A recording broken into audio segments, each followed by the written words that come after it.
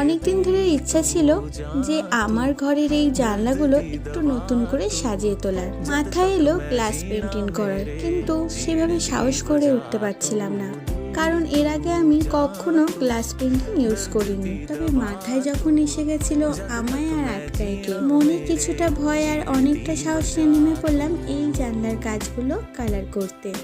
ফার্স্টে আমি white board marker দিয়ে একটা আউটলাইন করে নিয়েছিলাম, তারপর আমি ধীরে ধীরে গ্লাস লাইনারটা দিয়ে বর্ডারটা আগে এঁকে নিলাম।